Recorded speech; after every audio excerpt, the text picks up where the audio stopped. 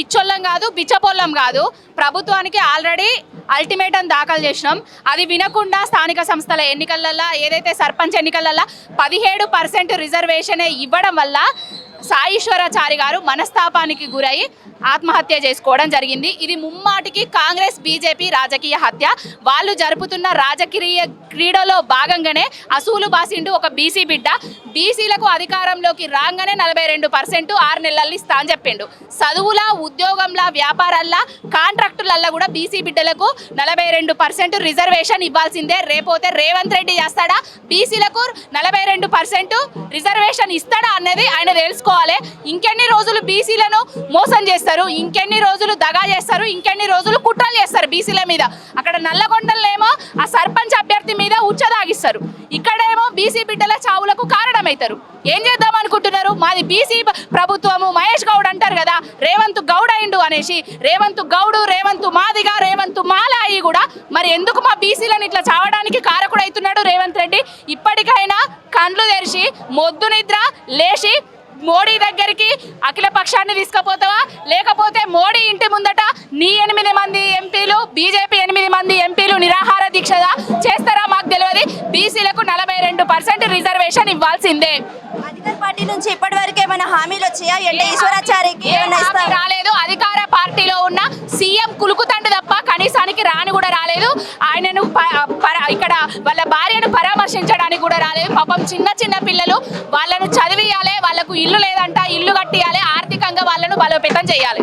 BC, SC, ST ప్రజల పట్ల పాలక వర్గాలకు చిత్తశుద్ధి లేదు. ఇవాళ పాలక వర్గాలు ఓట్లు వేయించుకునే వారిగానే చూస్తున్నారు బీసీలను. వారి త్యాగాలను గుర్తించకుండా, వారి నిపుణతను, నైపుణ్యాన్ని, శ్రమలను గౌరవించకుండా ఇప్పటికీ 70 ఏళ్ల స్వతంత్ర అనంతరం కూడా ఇట్లాంటి జరగడం చాలా బాధాకరం. ఇవాళ రాష్ట్రం ఏర్పడిన తర్వాత రాష్ట్రం తొలి బలిదానం కూడా అది శ్రీకాంతాచారి. ఇప్పుడు బీసీ ఉద్యమానికి సాయిశ్వరాచారి గారు బలిదానం కావడం జరిగింది. అయితే టీఆర్ఎస్లోని కేటీఆర్ కానీ, కేసీఆర్ కానీ వాళ్ళ పార్టీలో ఉన్నటువంటి మంత్రులు ఎవరు హాజరవ్వలేదు. అట్లాగే ఇప్పుడు అధికార పక్షంలో ఉన్నటువంటి రేవంత్ రెడ్డితో పాటు మంత్రివర్గం ఎంత ఉందో ఎమ్మెల్యేలు ఎవరు హాజరవ్వలేదు. ఈ విషయంలో చాలా బాధగా ఉంది. ఇక మా కామారెడ్డి డిక్లరేషన్ అనే వంక పెట్టుకొని ఓట్లు వేయించుకొని రాష్ట్ర పీఠం మీద కూర్చున్నటువంటి నాయకుడిని మనం చూసిన ముఖ్యమంత్రిని. మొన్న అందశ్రీ అన్న గారు చనిపోతే పాడబట్టినటువంటి సందర్భం, మంచి ముఖ్యమంత్రిగా అనిపించిన సందర్భం కొంత ప్రజలల్లా. అదే ఉదారత, అదే ఉదాసీనత మా బీసీ ప్రజలలో లేదు అనేది ఇవాళ తేటతెల్లమైనటువంటి విషయం. మా బీసీలంటే చిన్న చూపు. అందులో విశ్వకర్మలకు పాత ప్రభుత్వం కానీ, కొత్త ప్రభుత్వం కానీ ఎట్లాంటి బడ్జెట్ కేటాయించలేదు. పాలక మండలిని, ఫెడరేషన్లను, సాధన సమితిలను ఏర్పాటు చేయలేదు. అదేవిధంగా కోరి కొట్లాడి తీసుకొచ్చుకున్నటువంటి కొత్త రాష్ట్రంలో 11 ఏళ్లలో ఏ ఒక్కరోజు కూడా సబ్బండ శక్తులకు న్యాయం జరిగినటువంటి దాఖలాలు లేవు. తర్వాత అప్పటికంటే ఇప్పుడు ఎక్కువ ఉనికి కోల్పోయిన వాళ్ళం బీసీ ప్రజలం. ఈ బీసీ ప్రజలపైన జరుగుతున్నటువంటి అన్యాయాలకు మేము తిరిగి సమాధానం చెప్పదలుచుకున్నాం. ఇవాళ ఈశ్వరాచారి పార్థివ దేవం సాక్షిగా చెప్తున్నాం. ఇవాళ మేము తప్పకుండా చర్యకు ప్రతి చర్య భారత రాజ్యాంగం ద్వారా ఏవైతే హక్కులు 42% రిజర్వేషన్ అంటారో కదా, 42% కూడా కాదు, మేమెంతో మాకంత వాటా మాకు కావాల్సినటువంటి ఆవశ్యకత ఉంది. దాన్ని 9th షెడ్యూల్లో పెట్టే వరకు పోరాటం చేస్తాం. దాంతోపాటు 9th షెడ్యూల్లో పెట్టడమే కాకుండా తర్వాత ప్రత్యామ్నాయ సంస్కృతి కోసం ఎంత పోరాటం చేయాల్సినటువంటి అవసరం ఉందో ఆ పోరాటాన్ని మేము ఆచరణాత్మకంగా తోటి యావత్ బీసీ, ఎస్సీ, ఎస్టీ, ఆదివాసీ ప్రజలకు ఇదంతా మనకు కళ్ళ ముందు కనిపిస్తుంది. ఇక మీదట కూడా పోరాడి సాధించుకుందాం తప్ప ఈశ్వరాచార్య లాగా నిప్పుల్లో కనకనకన మండి మాడి మసైపోయినటువంటి దృశ్యాలను ఆదర్శంగా తీసుకోవాల్సినటువంటి అవసరం లేదు. మన నుండి మంచినీళ్ళు తాగుదాం, మన నుండి ఈ రాష్ట్ర ప్రభుత్వాల మెడలు ఉంచుదాం, తప్పకుండా బీసీ ఉద్యమాన్ని సాధిద్దాం. ఇవాళ పక్క రాష్ట్రంలో ఉన్నటువంటి తమిళనాడులో అగ్ర కులానికి చెందినటువంటి బ్రాహ్మణ మహిళ అయినప్పటికీ కూడా జయలలిత గారు కేంద్రం వద్ద కొట్లాడి బీసీ బిల్లును 9th షెడ్యూల్లో పెట్టినటువంటి సందర్భాన్ని మనం చూసినాం. పక్క రాష్ట్రంలో 62%, 69% బీసీ రిజర్వేషన్ అమలవుతుంది మనం చూసాం.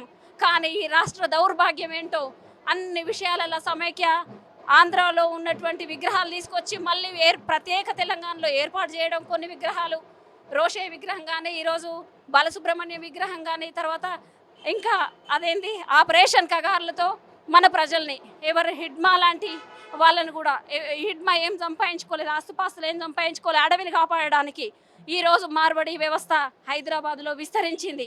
ఆ మార్బడి వ్యవస్థకు వ్యతిరేకంగా తర్వాత రకరకాల విపత్తులు తెలంగాణ బీసీ ప్రజల మీద రుద్దపడుతున్నాయి. అసలైన బీసీ వాళ్ళకి ఇక్కడ న్యాయం దొరకడం లేదు. వివిధ జాతులు వచ్చి ఇక్కడ బతకొచ్చు, కానీ సంస్కృతులపైన దాడి చేస్తున్న విషయాన్ని ఖండిస్తున్నాం. ఒకటా రెండా కడుపు చించుకుంటే కాళ్ళ మీద పడేటువంటి అనేక అంశాలతో కూడుకున్నటువంటి విషయాలు తెలంగాణలో, అందులో బీసీ ప్రజలు అనుభవిస్తున్న వేదనకు త్వరలో ప్రత్యామ్నాయం సబ్బండ శక్తులుగా మేమంతా ఎంబీసీ బిడ్డలను కూడా ఏకం కావాల్సినటువంటి అవసరం ఉంది. సంచార జాతులకు కూడా ప్రాతినిధ్యం కావాల్సినటువంటి అవసరం ఉంది. దూదేకుల, పింజారి, తర్వాత ఇతర జాతులకు కూడా మా ప్రాతినిధ్యాలను ఎంతవరకు సాధించుకోవాలో, ఎవరికి ఎంత వాటానో వాళ్ళకంత వాటా దక్కించుకోవాల్సినటువంటి అవసరం ఉంది. ఇవాళ కేంద్ర ప్రభుత్వంతో అంటగాగుతున్నటువంటి బీసీ సంఘాలు ఇవాళ ఇక్కడికి రావాల్సి ఉండే. మీరే ఆ సంఘాలతో మీరు ఆ కేంద్ర పార్టీలతో అంటగాగడం మాకు విచారకరం. ఇవాళ మీ రంగు రూపు ఇవన్నీ తెలిసిపోతున్నాయి. ఏదేమైనా మొత్తం తెలంగాణలో, దేశం మొత్తంగా కూడా ఉమెన్ హిందూ కోడ్ బిల్లులో 33% వాటా కాదు, అది కూడా 50% వాటా బీసీలో మహిళా ఉపకోట చేర్చవలసినటువంటి అవసరం ఉంది. ఈడబ్ల్యూఎస్ను రద్దు చేసుకోవాల్సినటువంటి అవసరం ఉంది. విద్య, ఉద్యోగ అవకాశాలు, వైద్యము, కార్పొరేట్ వ్యవస్థను ధ్వంసం చేయాల్సినటువంటి అవసరం ఉంది. దాంతోపాటు విద్యా వైద్యాన్ని జాతీయం చేయాల్సినటువంటి అవసరం ఉంది. ప్రైవేటీకరణను కూడా ధ్వంసం అనేక విషయాలు ఇప్పుడు బాధ్యత ఇప్పటి యువతరం మీద, పెద్దవాళ్ళ ఆలోచనలతోటి, తర్వాత మనం ముందుకు అనేక కార్యాచరణ రూపాలు, వివిధ రూపాలలో తీసుకోవాల్సినటువంటి ఆవశ్యకత ఉంది. కాబట్టి మనమందరం ఇకనైనా ఎవరు ఏ పార్టీలలోనైనా ఉండండి, కానీ తప్పకుండా ఆత్మసాక్షిగా పవిత్రంగా మనం ఉద్యమాన్ని కొనసాగించాల్సినటువంటి అవసరం ఉంది. ఎవరు భావావేశాలకు వెళ్ళొద్దు, ఆత్మహత్యలు చేసుకోవద్దని మేము పల్లవి ఛానల్ ద్వారా యావత్ ప్రజలకు తెలియజేస్తున్నాం. Thank you.